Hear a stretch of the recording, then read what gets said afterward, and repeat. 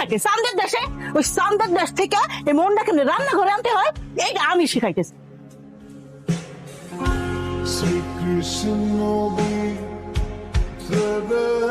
একবার ঠিক কাম কথা না, হারামজাদী যদি লজ্জা থাকে আর জীবনে এরকম ভুল করবো না। এইভাবেই শিখাইতে হয়। আয় তাড়াতাড়ি রান্না শেষ কর, চল।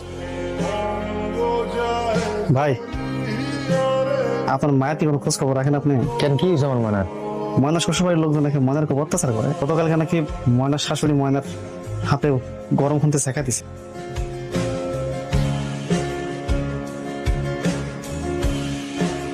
মনা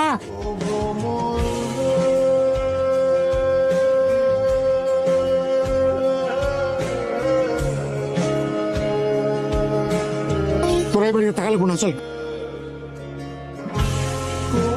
রান্নায় অমনোযোগ, কাপড় ধোয় অমনোযোগ, বাড়ির ব্যাপক কামে অমনোযোগ। আসলে নতুন নতুন সংসারে গেছে তো আস্তে আস্তে দেখবেন সব ঠিক হয়ে গেছে। তাছাড়া ওর বাপে একটু বেশি আদর যত্ন দিয়ে মানুষ করছে, মেয়ের কাজ কাম শিখতে পারে নাই। এই জন্যই তো এই অবস্থা। জন্মের পর যদি শিক্ষা না করে ঘরের কাম কাজ শিখাইতেন তাহলে আজকে এই দিন দেখতে হতো না।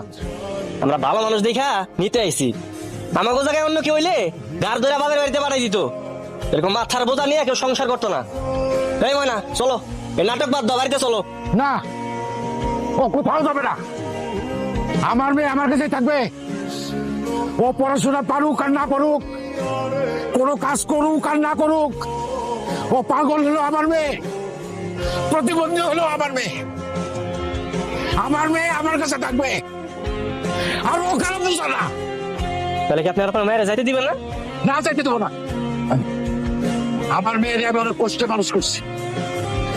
এই ভাইয়া তোরা গরম ছুটি দিয়ে এখানে চলছ, একটা মিনিট যদি থাকস কোন সম্পর্ক করে না পারাই দেবো। দেশে মাইয়ার অভাব নাই। এই ভাইয়া